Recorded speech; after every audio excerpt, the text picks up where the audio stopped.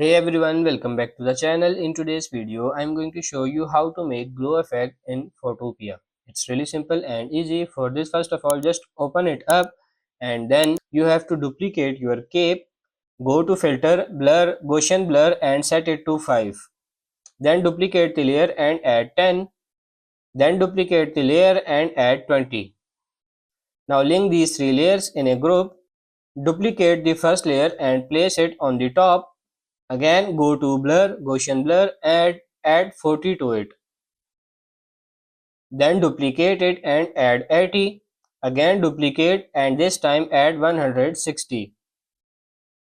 Duplicate again and add this time 320. Duplicate for the last time and add this time 640. As a last step, add all these layers to the group. Select the group and set it to the linear dodge.